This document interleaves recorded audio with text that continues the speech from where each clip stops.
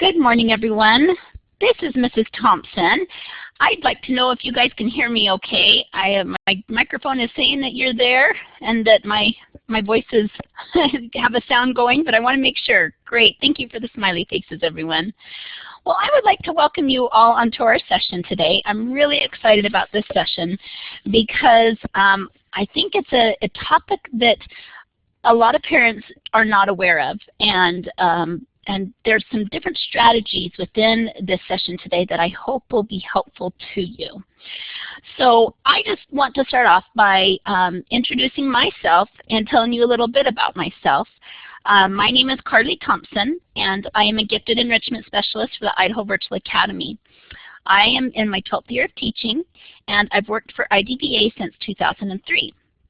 I have a Bachelor of Science degree in elementary education and an Idaho endorsement in gifted education. My hobbies include reading, skiing, dancing, and spending time with my family and friends, and I love to eat and try new foods. That's like my favorite thing in the whole world. And usually my favorite foods, yes, are desserts. My husband and I have 3 amazing little children. We have a 9-year-old daughter, a 6-year-old son, and a 2.5-year-old little girl. So we are busy. I would also like to welcome my colleague, Dr. Maynard. The kids like to call her Dr. B, and we both work together as enrichment specialists for IDVA. She's going to be answering questions in the chat box today while I'm speaking, and then in turn tomorrow she's going to be hosting a session on integrating technology across the curriculum with your 21st century gifted student. So we're both offering these parent sessions always the 4th week of the month, and we encourage you guys to come back tomorrow and continue with us throughout the year. We'll make sure that we message it out through your gifted coordinators with each of your schools. So I will talk a little bit more about that at the end of the session so that you make sure you have that link to be able to get into her classroom. Okay, let me go ahead and begin with wanting to know a little bit where you guys are and talking a little bit about some of these pen tools. Some of you may be familiar with Blackboard Collaborate and some of you may not be. Right here is a pointer tool that I'm going to give you pen tools right now, and you should be able to click directly on that little triangle there, choose one of the pointer options, and then I'd like you to show me where you are in the United States.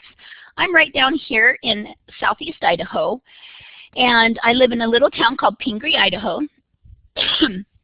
And it looks like we have people all over. Great, we got some people down in Georgia, Florida, up in Washington, Nevada, California, Minnesota, Illinois, Pennsylvania. Great, we've got people all over the place. It's really fun to see how we can all collaborate. We're all over the U.S., but yet we're all still able to be here and to collaborate with one another. So I think it's quite exciting and a step forward in education. So, all right. That is your pen tool that I just want to make sure that you guys are a little bit familiar with that you'll need to use today throughout the session. Another pen tool that you're going to need to use today is the typing function.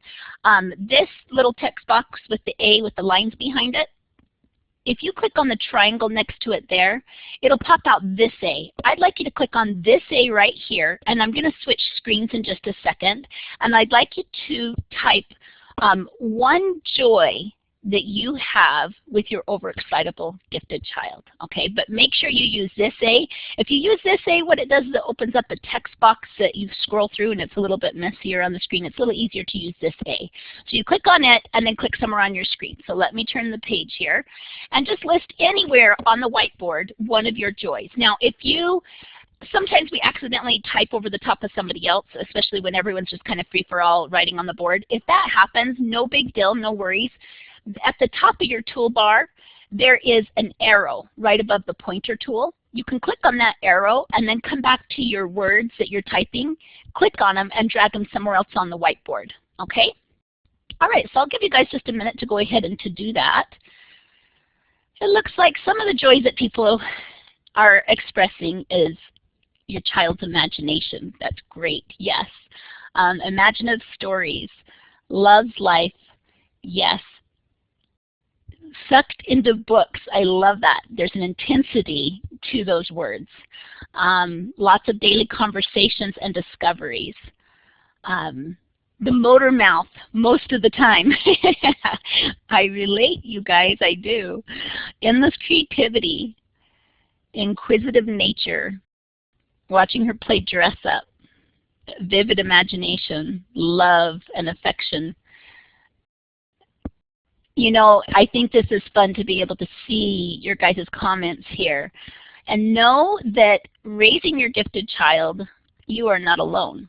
There's many other parents out there that get and understand what you go through on a daily basis.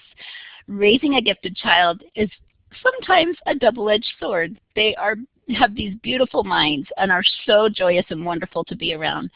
But sometimes they have some hypersensitivities and over-excitabilities that can be tiresome. And so it's just important for you to know that you have support around you. Okay, let's go on to our next page here. And what I would like to see is I'm going to take away 10 tools right now. And I'm going to do a URL push. And what we're going to do is we're going to try out a little thing called Answer Garden that Dr. B introduced me to. And I'm going to send you this website that's going to push out all of your computers to it. And when you get to this website, it will ask you a question. And what I would like you to do is fill it in. You can answer the question as many times as you would like. And then we're going to come back in and I'll take a screenshot of it and put your frustrations on this board. And it will show the main idea that is repeated the most in large text for you. Okay, so let me go ahead and send you out to this website really quickly here. All right, it looks like it's giving me a little bit of a trouble. Let's try this again.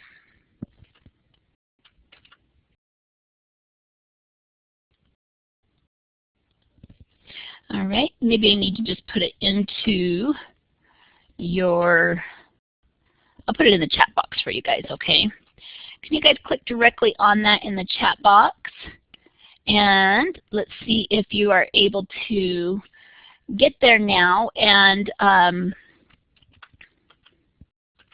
that's strange. I've never had that happen to me before. I'm sorry. Let's go ahead and have you guys click directly on that there on the left-hand side in your chat box. And it's going to take you out to a website that you should be able to then answer that question. The question is asking you to list one frustration that you have with your overexcitable gifted child. And just type it in one word if you would, please. Use one word to describe the frustration that you have with your overexcitable gifted child. Okay? Any questions on how to do that if it's not taking you there? Barbara, you can go ahead and take the microphone or type it into the chat box if you have a question on how to be able to answer that question if it's not taking you to that place.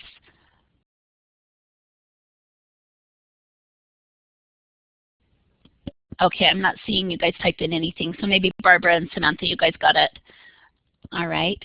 All right, I'm going to go to the same place here. Thank you, Brandy, for putting it there. You should be able to click on it there, too, as well, if you have your pointer button that you just click on.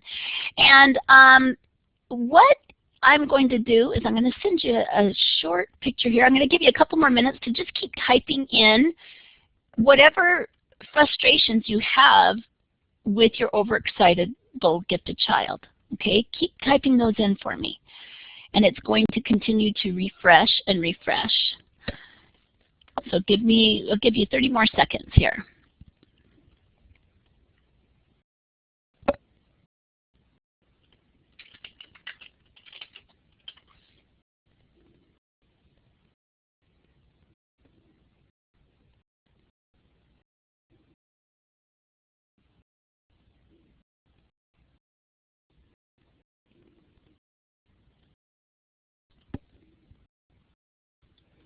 Okay.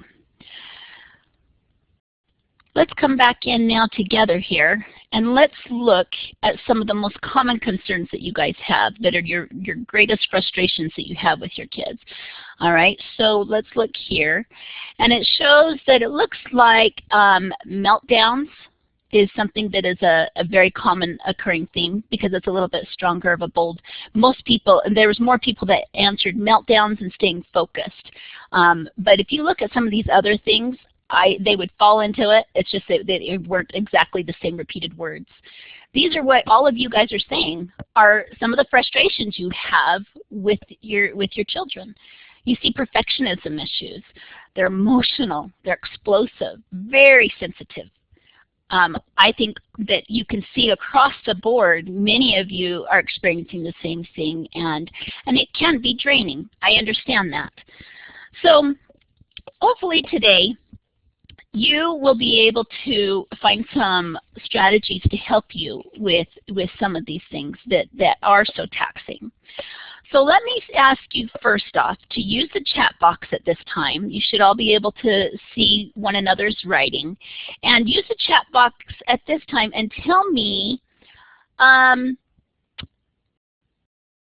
now I'm just seeing all the chat here. I'm sorry. Some of you guys wrote down that you weren't able to write on the screen and it wasn't working. I apologize.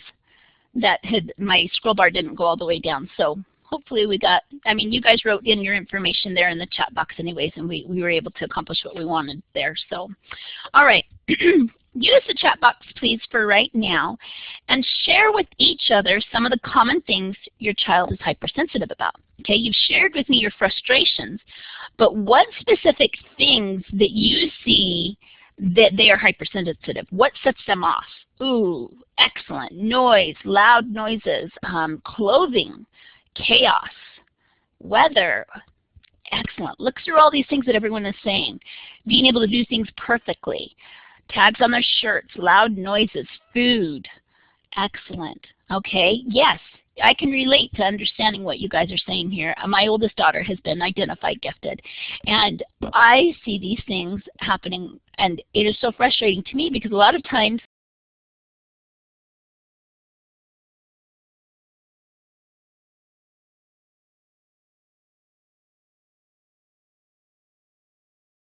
it looks like I got bumped out. Can you guys hear me again?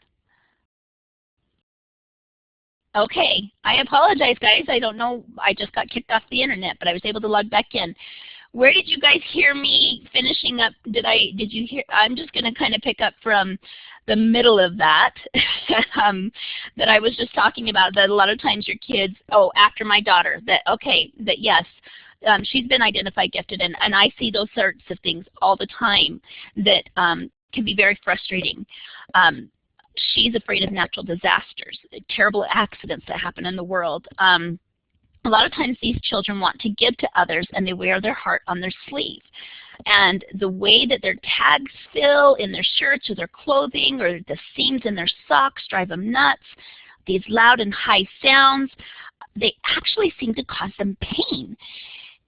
Why do our children overreact so much? Well, it's not because they are just big babies.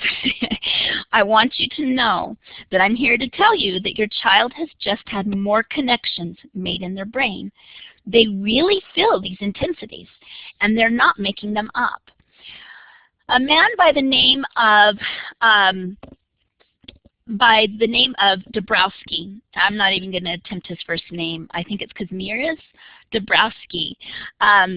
He was a great research professional. He was very much into gifted education, and he explored the overexcitabilities and hypersensitivities that not all gifted or highly gifted individuals have. That's important for you guys to know.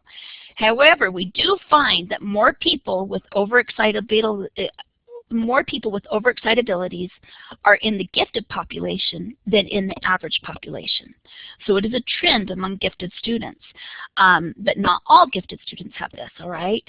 Dabrowski, he was a Polish psychiatrist and a psychologist who held a master's degree in education. He had a strong interest in the emotional development of intellectually and artistically gifted youth.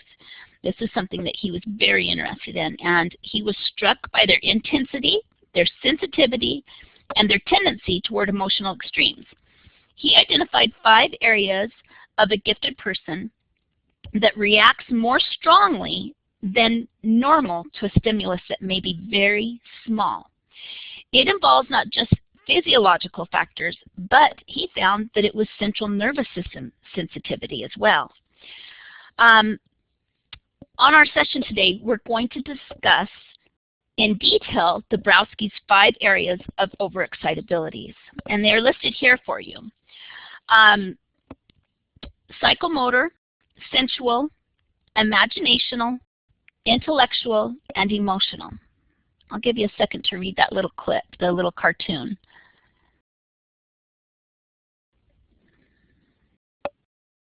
Okay, and instead of us trying to change our overexcitable child, let's give them coping tools to help them deal with their personalities and emotions. Dabrowski believed that these over-excitabilities were actually the capacities for these young people to become better human beings. And I love reading here some of your comments in the chat box.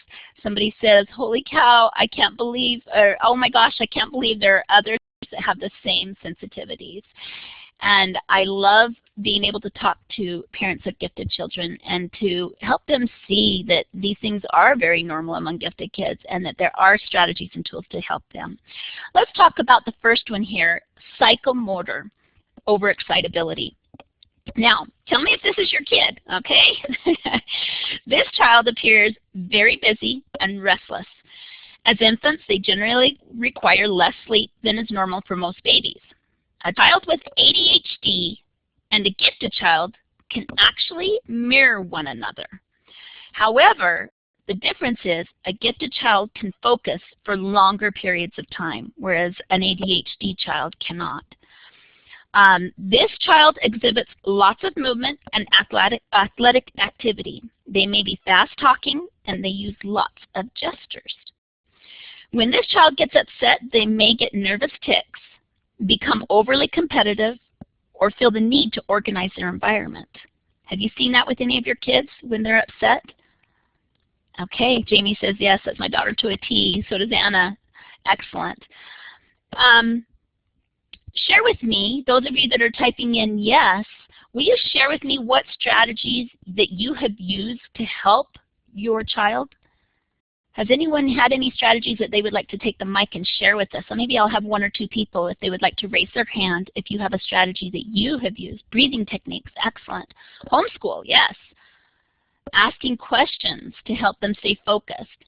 Some people say nothing's worked. Okay, all right, well I really hope that we can give you some tools today. Yoga. Wonderful, wonderful, you guys. These are some great suggestions. And you're covering some of those things that we're going to talk about next. These children, they need to hear this. They need to hear you say, you have a wonderful enthusiasm and energy, instead of sit down, stop moving, stop being so energetic, sit still. They don't need to hear that. They need to hear you saying, I wish I had your energy. You put your whole body into your learning. Sometimes, honey, our bodies just need to relax. Some strategies to help this overexcitability are 1, to discuss the positive aspects of psychomotor overexcitabilities. What are some of those positive aspects? Well, that they can get so much done in a day, right? You have so much energy. Yes, maybe they're great at sports. Whatever it may be, talk about some of those positive aspects so that they're not always hearing the negative. All right? Avoid activities that require sitting for a long period of time. You need to give these kids more opportunities to get up and move. I don't know if I mentioned this earlier, but gifted kids, especially your highly gifted kids, you will see that they will have more than one of these overexcitabilities. Many will express all of them, if not many of them. You may find, though, like I said at the beginning, though, that some gifted kids may not express any of these overexcitabilities, but it is in the general population. So that's something to explain too. If you say, as we continue going, you say, hey, that's my kid too, that's my kid, she's got all of these. Well, there's a reason, okay? So plan for movement opportunities before and after a long period of stillness. I constantly am talking to my parents about recess. You know, when we have these little gifted children that can sit and focus for long periods of time, and a lot of times my homeschool parents, they forget to give these gifted kids a chance to go out and play, because those kids can sit and just focus and focus. And these kids need that opportunity to get out and to move and to be able to, it will help them to come back and to focus better later even. Some of you, I see that Tracy says that you have trouble coming back to focus after recess. So then we need to figure out strategies to help you bring him back in and to be able to come back in and to be able to sit down and to get back and focus again. Sometimes even just a motivational strategy of some rewards for being able to come back and get started and working again. Motivation is a huge part of gifted education with our students that sometimes are under perfectionists. Those are some things that I will continue to talk about through the year. I plan on talking about perfectionism, about underachievement, about sleep in your gifted child. Continue to watch as I send out those invites to your gifted coordinators in your school that will have further, those are whole nother sessions on their own that are 45 minutes long, okay? But these are some ideas that will help you in the meantime. Plan to involve your child in a physical task. Maybe send them on an errand. Help your child notice signs of exhaustion or need for quiet time. Teach that time out can be a choice and not a punishment. Teach relaxation techniques. You know, I talked to you about my 9-year-old daughter, and she's very hyperactive at times. Not all the time, but at times, like, especially if she's not focused, she's just always moving and going, jumping from the couch, one to the place to the next. The other day we were in the store and she kept dancing and doing cartwheels all the way down the aisles, and I'm like, I was just going crazy. I'm like, hun, please, you gotta stop. She kept running into stuff and knocked down some cans of soup. So I know you guys can relate there.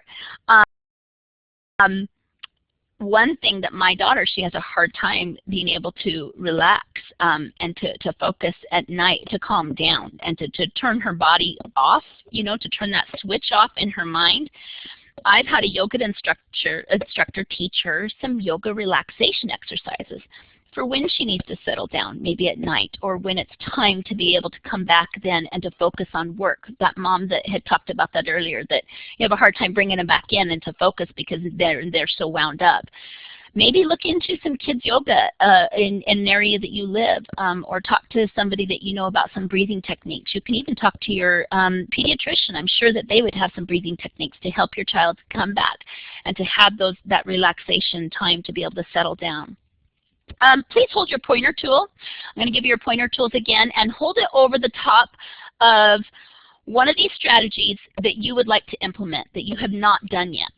If there is something on here that you have not been able to try yet, please hold your pointer tool over that. This gives me good feedback too, to be able to see if there's something you have not tried yet or that you would like to focus more on. That maybe there's something that, you know, I need to focus more on bringing them back and doing that. Okay.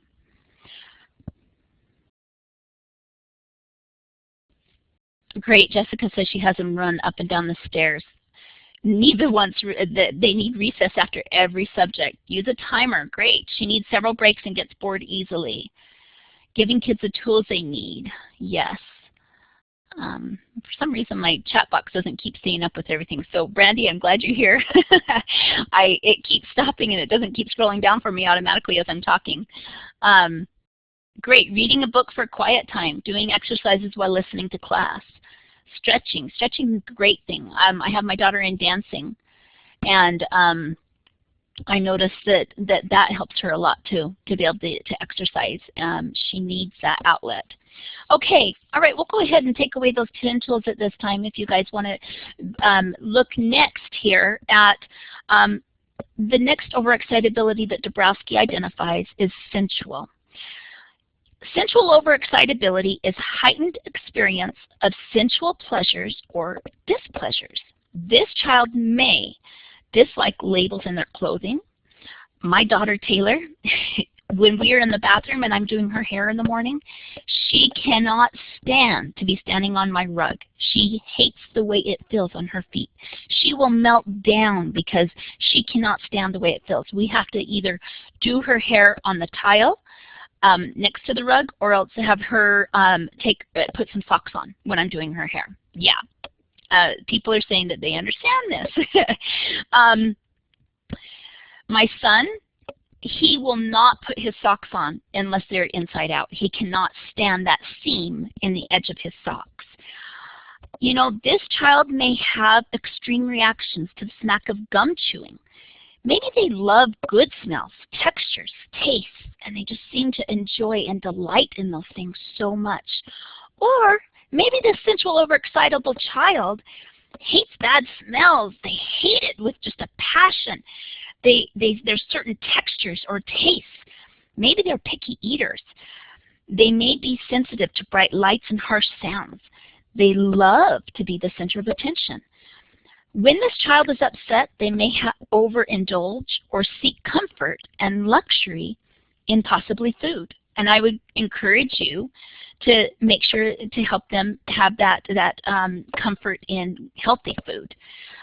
Start that habit now at a young age. They may take comfort from stroking a cat.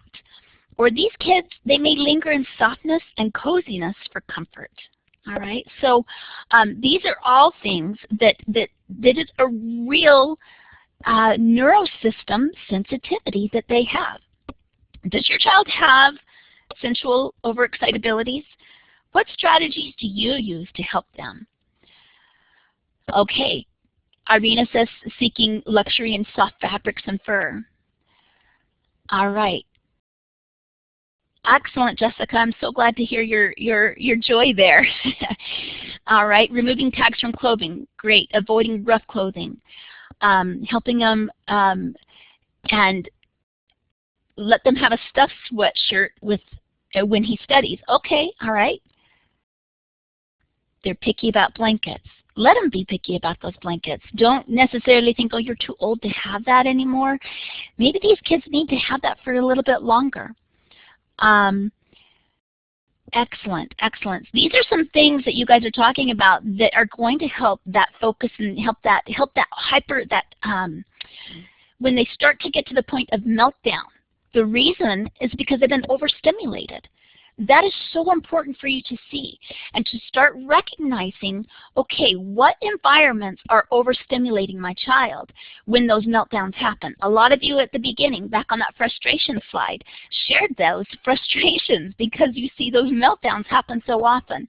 The key to this session is I'm hoping that you can start to identify and figure out, okay, where are those triggers? And how can I help to control those triggers and give my daughter or son the tools to be able to control those triggers as well, okay? All right, so let me share with you some of these strategies. First off, this child needs to hear you say such things as this. You take such delight in beautiful sights, sounds, and feelings. Maybe you might say to him something like, you know, you like certain sounds and textures, but I noticed that there are certain sounds and textures that bother you. And maybe identifying that with your child, helping them recognize those things. Maybe you might need to say something like, you know, hon, sometimes it's good to try new things. Would you like to try this? These sorts of things are going to help it so that you're not being that negative nagging and making them feel that they don't have a good self-worth. It's so important to help them have a good self-esteem and to not feel different and weird because this isn't the norm of the other people around them.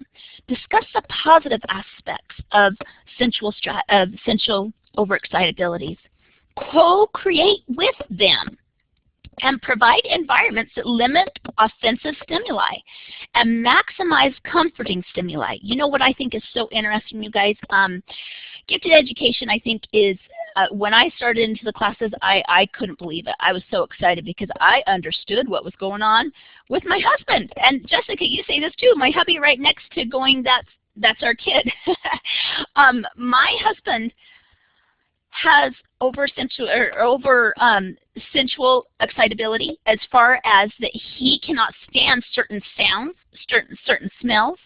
He can hear somebody clipping their nails clear in the other room when he is clear almost downstairs. He has just this tune in and a keen sense of smells too.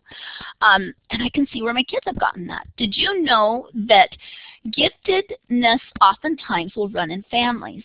It does, studies show that it has to do with genetics, but it's also environment. And so it would make sense for the giftedness to run in families. Studies show that also giftedness on IQ tests, parents run within 10 points oftentimes within their children. Children, siblings, parents, and even grandparents will oftentimes run within 10 points of one another. So when I started in gifted education, I wasn't just understanding more about my child, I was understanding more about my husband too. I know that yes, there are many things about him that are identified with gifted ed, and he's got a memory and can pick things up in one repetition, sometimes two, but usually just one time, and he has got it figured out. Let me tell you some things that are offensive stimuli that I want to talk to you about.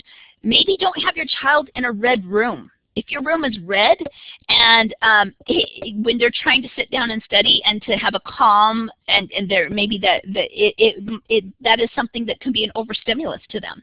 Maybe if they're in a warm colored room like green, that may be more relaxing. My daughter came home from school the other day and she was just freaking out because she didn't want to do any more math. She had done so much repetition of it through the day and just did not want to do any more and had a meltdown. There was other triggers. There was loud noises, and there was other triggers that were triggering her stimulus. But what I took her into a quiet room, and I sat down and I said, "Hun, I understand that you're feeling frustrated right now. I understand your feelings are real, but this is stuff that you need to get done. You can't just quit. You have to understand that." And I have a little oil mister that I can put lavender oil into.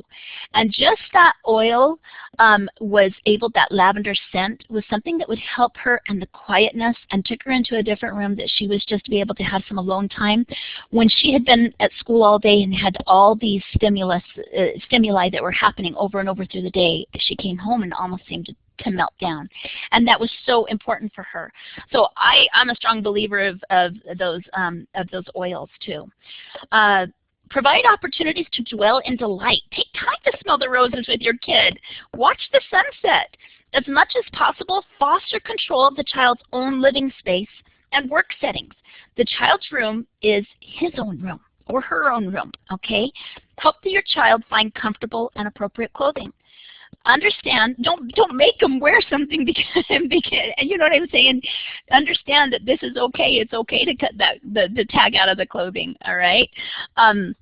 Understand that attachments to stuffed animals and favorite blankets may run a tad longer than with other less sensually sensitive children. It's okay, all right? Yes, Kim says that explains all the stuffed animals. He won't get rid of any of them.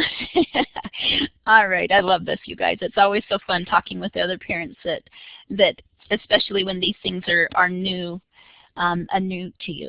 So, the next overexcitability that Dabrowski talks about is intellectual. Intellectual overexcitability is heightened need to seek understanding and truth. Intensified activity of the mind, a drive for probing questions, problem solving. They have a preoccupation with logic, theoretical thinking, and development of new concepts. These children have trouble falling asleep at night because their mind is racing. They enjoy brain teasers and puzzles. They like to figure things out, especially if they're complicated. They seek out truth and knowledge and are very observant. When upset, these children, they may analyze things to death. Do you see that in your gifted kid? If something triggers them and they're upset, they analyze it over and over. I see that with my husband, and he is very much like that. So is my daughter and my son. They overanalyze things to death, and that's a key for you to see. Tell me, what strategies do you use with your intellectual overexcitable child? I thought it was OCD too. Yes, Karen, thank you. And you know, there may be, I haven't diagnosed them, you know, I don't know if there's some OCD in there, but there's a lot of special ed issues that can correlate, that mirror a lot of gifted ed issues. In fact, it is oftentimes gifted students are misdiagnosed because a lot of their characteristics and behaviors mirror those of special ed students in certain ways. Yes. Okay. So share with me. Let's see. I'm trying to catch up with the chat here. What strategies do you use with your intellectual overexcitable child?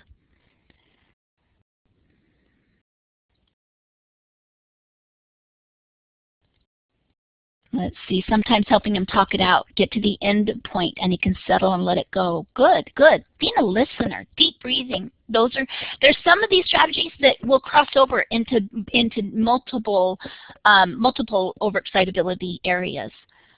All right. Lots of time with action figures. They love adventures. Allow his questions. Google answers if you can't help them. Okay. Creating stories. Relaxation, deep breathing, excellent. Okay. It sounds like many of you already have been figuring out your gifted child. These are some ideas to help validate what you are doing. Some things that this child needs to hear, you need to be able to tell them, hey, hun, your curiosity fuels your intelligence. Instead of telling them, oh my goodness, can't you just let it go? It's okay to stop. You don't have to be perfect. Maybe instead you should say something like, you have such deep interest. You really stick to projects that interest you, don't you? All right, some strategies to help this overexcitability are to discuss the positive aspects of intellectual overexcitabilities. Honor the need to seek understanding and truth, regardless of the child's age. Maybe sometimes we think, you know what, they're too little to be asking such deep questions about life. You know what?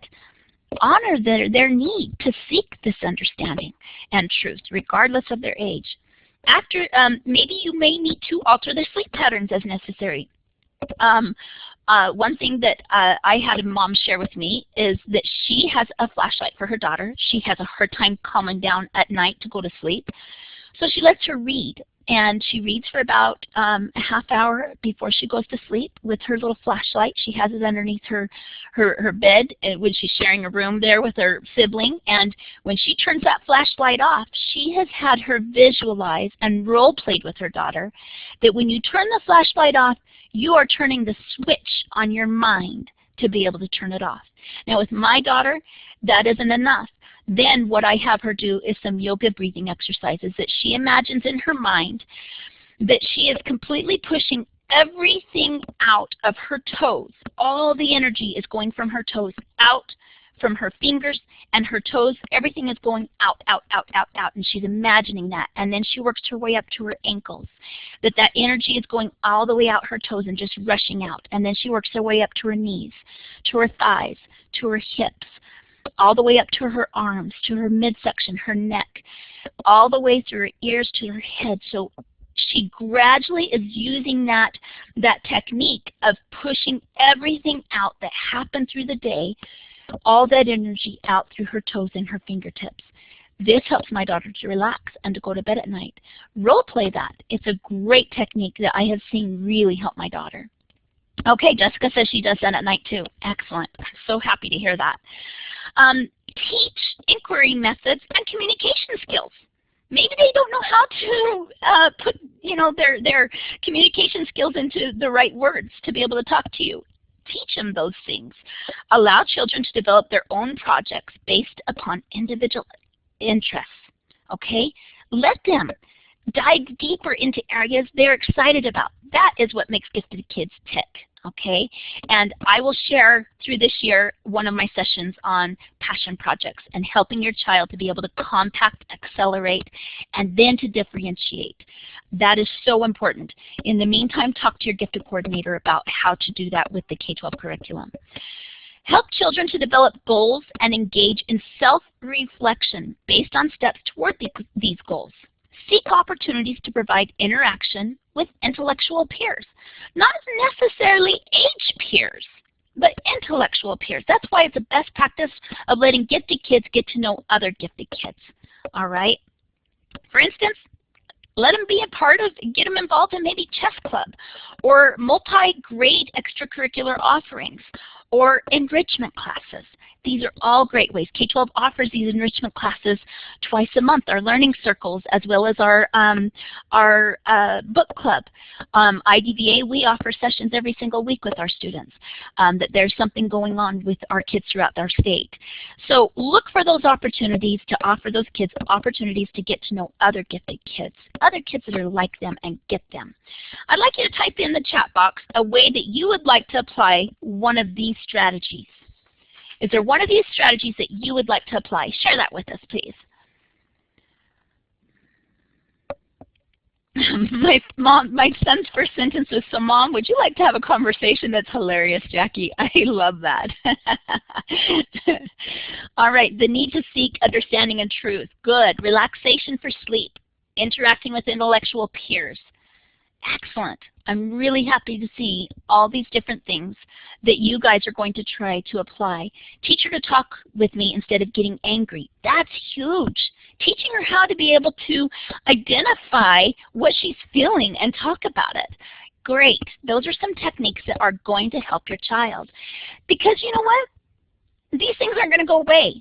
They have to learn these tools now, because otherwise, as they grow older, they're going to take these quirks, shall I say, into their older adult life, into their marriages, into their parenting.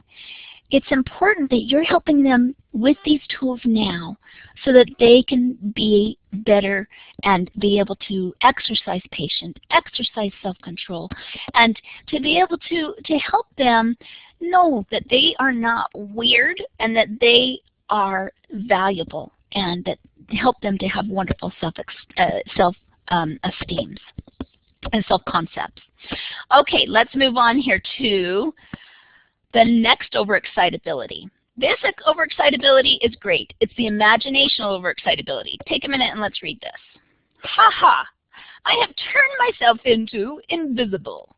By removing my clothing, I can perpetrate any crime undetected.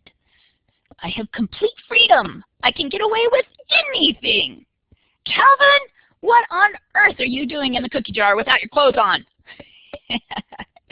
I love that. I thought it was great because, you know, that is my son to a T. He is constantly in his own world, and he has got the most amazing imagination. He doesn't need anything, any toys. All he needs is himself and his brain. And he can take a piece of paper and make the most exciting game ever. And so, does your child have a wild imagination? Do you wonder sometimes if sometimes they don't know the difference between their fantasy world and real life by chance? Imaginational overexcitability is when a student has heightened play of the imagination. They have rich association of images and impressions. Spontaneous imagery as an expression of emotional tension. These students may be called a dreamer, are creative. They love metaphors, think in pictures. They believe in magic. They remember their vivid dreams. They have a capacity for living in a world of fantasy. If you suspect that a child is describing some event from his imagination as if it were an actual experience, you might help him discern the difference while still honoring his imagination. This usually can be accomplished with gentle questions. For instance, you can say, "Is this a story?" Or you might say something like, "You have such a great imagination, don't you?" Whatever the whatever the imaginary events might be, it is important to remember that the child's accompanying feelings are very real. Let me repeat that. Whatever the imaginary events might be, it is important to remember that this child's accompanying feelings are very real. My daughter will sometimes have the most vivid, very real nightmares and scary dreams. Those are very real to her, and it's important for me to validate them and to help her understand that she's not crazy for thinking these things, but to help her talk them out. And sometimes that is nightmares and are the way that we, our body's self-coping mechanism to help us to be able to cope with the things that happen in real life or in the world around us. When this child is upset, they tend to tune out or disappear into a fantasy world. They oftentimes will experience an overwhelming fear of the unknown, okay? So let me look here at some strategies, all right? This little girl I thought was real cute. She's got her little rocket on that she's made, and she's in her own world as an astronaut. These students, they need to hear you think, they need to hear you say things like, you think of and tell great stories, hon. You have such a rich imagination. We need to tell them things like that. Some strategies may be to, first off, always discuss those positive aspects of this overexcitability. Cherish creative and imaginational expressions. You need to encourage children to share imaginings, tell stories, or draw images of imagined friends, pets, buildings, creatures, and worlds. Try asking them, hey, you know what, hon, how would this story be told if it took place in another country or a time period or a world? What a great extension of your history lesson that you are also helping them with this area that is a strength of theirs, actually, this over-imagination. Provide opportunities for design and invention. What do you think cars may look like and be able to do in the year 2020? Provide outlets for creative pursuits. Give them opportunities to write, draw, act, dance, design, build. Provide opportunities for relaxation and channeling imagination with stories and guided imagery. Help children use imagination to solve problems and cope with challenges. Offer open-ended activities. This is a great way to help these students.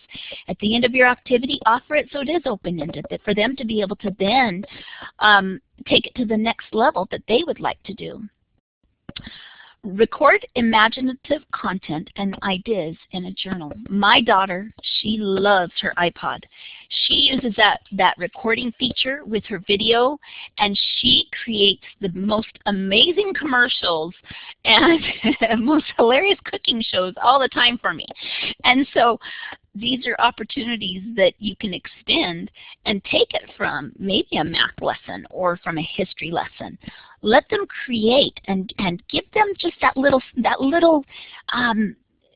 hook or that little cookie at the end for them to try to bite and to be able to nibble on, and then they will take it and go from there. Okay? Yes, yes, I have those recorded. Yes, they are adorable and they're so fun. All right, yes, and they can go for 10 hours that way. Yes, Michelle. And so one little technique that I suggest sometimes with these imaginational kids, they will bring up and change the conversation 1,000 times when you're teaching them the lessons. A little technique that I like to use is I have a sticky note. Every parent of a gifted child needs to have sticky notes, okay? And the reason for this is when they are bringing up all those tangents that they want to know about, they always have these never-ending questions and these topics that could go on about something so completely off the subject you're not getting anything done. Validate and tell them, hey, you know what? That is a great idea. That would make a really wonderful story, but you know what? What I'm going to do right now is I'm going to write down your idea right now on the sticky note so we can make sure we do that right after we're done with our lesson today, after we're done with school. I'm going to put this up on the fridge, and as soon as we're done, this is something you can explore and go further into. That's a great way to come back to their never-ending questions, that they don't lose them and that they feel validated, that they are important to them. Okay? All right, so that's an idea for you. Let's move on here to the next emotional overexcitability that Dabrowski identifies is this emotional one. It is heightened, intense, positive, and negative feelings. You guys all relate to this, I know. Capacity for deep relationships, well-differentiated feelings towards self. These students, they may have extreme and broad range of emotions. Sometimes you wonder if they're bipolar, right? Because they go back and forth. They can be compassionate and caring. They can form strong attachments to others. They understand and they can be sensitive to others. Somehow, you know, my son, he is just amazing. He can understand other kids around him, and he is so great with little kids, and it's beyond his normal age. It's something that he experiences difficulty sometimes, though, adjusting to new environments, because sometimes these children, they need to be in tune with their self in order to be able to be okay with other environments. These children sometimes seem to have extra emotional antennas, I like to call it. It is as if everything gets inside of them and they feel it. It's almost like it's inside them and they actually feel it. These kids really wear their heart on their sleeve. They may create a shrine for a lost pet. Or they may feel a sadness for the fallen leaves that remain ungathered for the first grader's leaf collection that were later to be lovingly preserved and ironed between wax paper. These intensely emotional children may be bearing enormous loads of feelings that accumulate from various fears and anxieties. They may have concerns about death, love, loneliness, deep caring for others, and excruciating self-scrutiny. When they are joyous, their radiance lights up the whole house. When they are sad or disappointed, the weight of the world is upon their shoulders. One over-emotional child once said, "I understand other children more than they understand me." Parents or important adults need to listen to them with your entire body, with your entire mind and all your spirit, as if nothing else at that moment matters as much as this child's thoughts and feelings. Listening like this conveys the message that what they have to say is important, and thus you build the child's self-esteem and self-respect. Careful listening can be a lifeline in a world where others do not understand or take them seriously, which can lead them to mistrust themselves. When these children are upset, they get physically ill, become depressed, and or even anxious. These children, they can feel overly responsible for things that are out of your control. They may be highly self-critical perfectionists. Okay?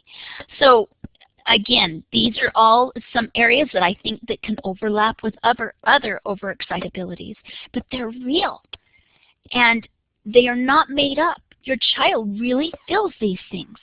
My daughter, just the other night, she kept it in all day, and she told me, she says, "Mom, there's this little girl in my class that I know that when she comes to school, she doesn't look like she's taken care of. She doesn't wear very nice clothes, and her hair's always messy.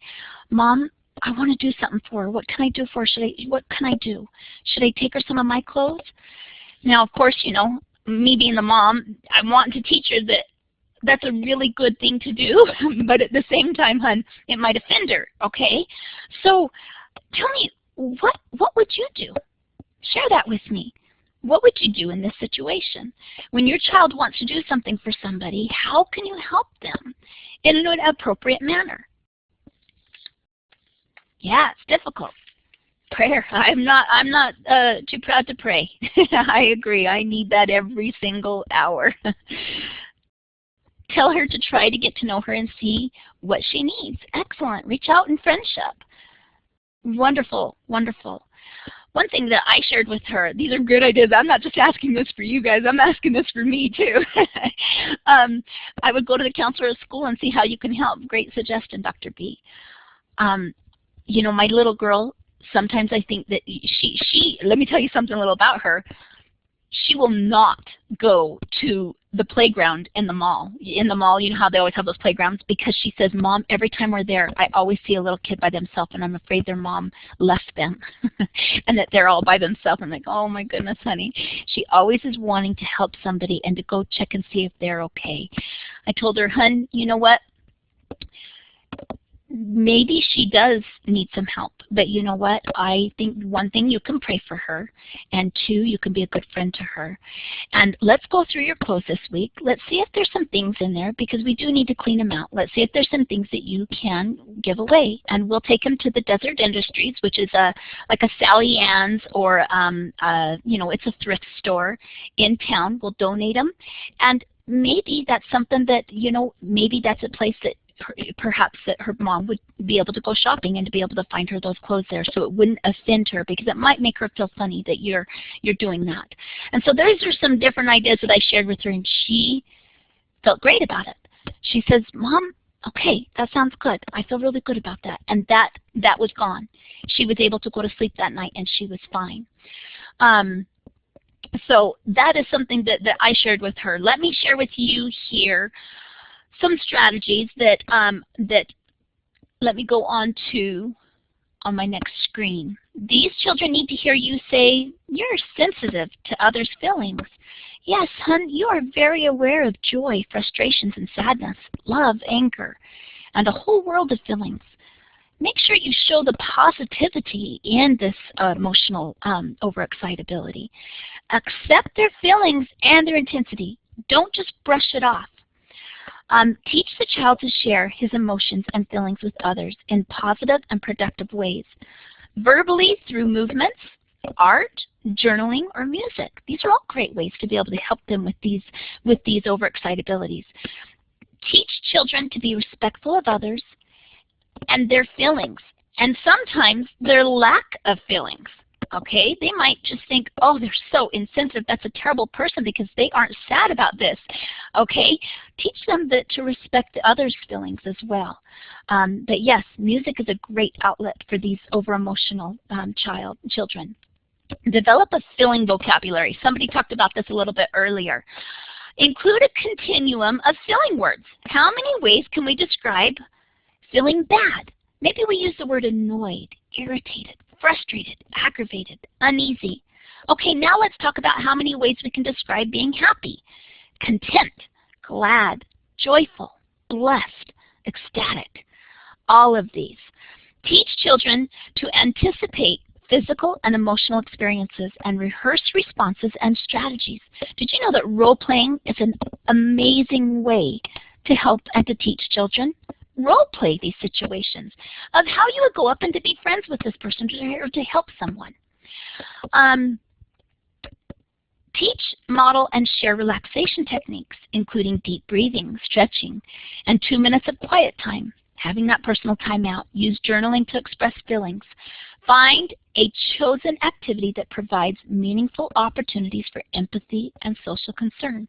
A great idea is to allow your child to feel like they're giving back by volunteering, maybe at a pet shelter, or participate in a community service project, or maybe something with your church, or find some other humanitarian outreach activity to give deep caring some active expression.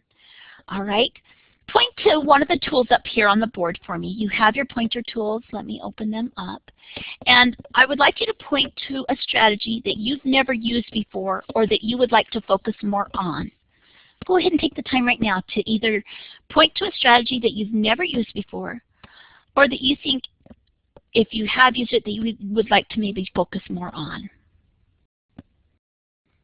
Great.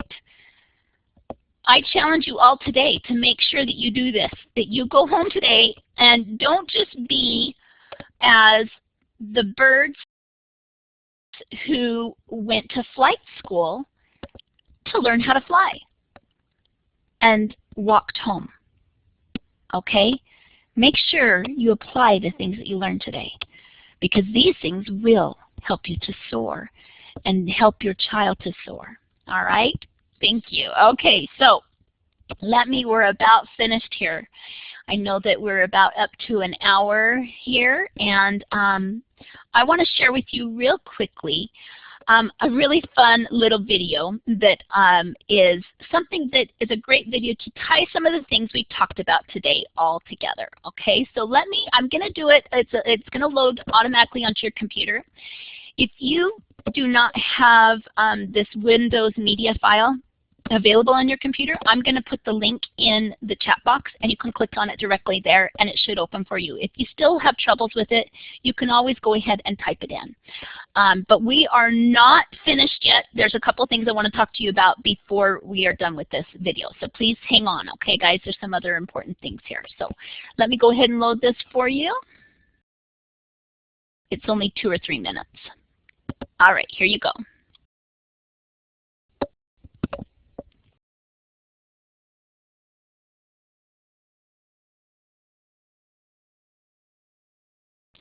Okay, I hope that you were able to view that video all the way through, and this is something that this video I thought was pretty good. I love how the song was also saying that, you know what, everything's going to be okay. Everything's going to be all right. It's important as teachers and parents that we work ourselves out of a job. Rather than rescuing your children, you can become inventive and responsive in your support by encouraging your child to effectively manage these aspects of their personality and development for themselves. So work yourself out of a job, you guys. You need to give them these tools.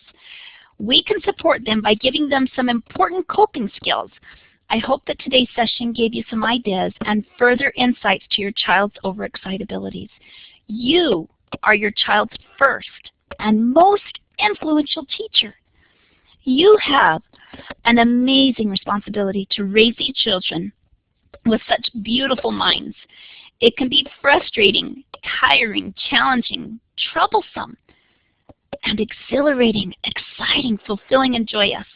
Know that you are not alone. There are many others out there that are in your same shoes. We provide a network for our parents to collaborate with one another. And that is something that we provide in all over. With K-12, there is the Big Think. It is a network that you can collaborate with other parents. In the Advanced Learner Program, you can do a search for the Advanced Learner Program once you click on the Big Think under the links, the quick links on your online school. Another resource that is that IDVA, Idaho Virtual Academy, has is that we'd like to share with you is our website. It is, please write this down, www.giftedresources.com. Visit it and sign up for our newsletter and receive tips, tricks, and strategies delivered directly to your email for free. Also, you can like us on our Facebook page for a more social experience. And this is the website here. I believe you should be able to, if you cannot click on those, type those down. Maybe, Brandy, you can put both of those in the chat box so they can copy and paste them. And I would like you to know, if it's something that you guys would like to know more about this topic, I would recommend the book Living with Intensity by Susan Daniels and Michael Pachowski. Okay, I took a lot of what we talked about today and even verbatim read from a lot of this book today on our session. So I highly recommend it if you would like to get some more information on it. I also use this website here by Stephanie S. Tolan. It was a great website as well. And that helps you to just understand it in our layman's terms. I just want to thank you all for coming today. Please come back tomorrow. Same time, different link, because if you do not have that, Brandy, if you could maybe send that out as a file share right now, the National ALP, it's the same link, the same paper that you guys got today's link, but it's a different link to get into Brandy's session tomorrow, okay? But it's at the same time, and Dr. B's session is going to be on using word clouds to integrate technology across the curriculum with your 21st century gifted student. Your kids need those challenges, and unless we are being able to teach them with that 21st century teaching, we're not going to engage them. And I really recommend coming to Brandy's session tomorrow so you have the tools and techniques to be able to help challenge, accelerate, and drive your students deeper into their areas of curriculum and motivate their minds. So I just want to thank you all. We will definitely send out the recorded link after our session today. I will stay on after I press the record button and stop. If there's any questions, we will be happy to stay on and answer questions. Thanks so much, and I hope to see you all back next month. Bye-bye.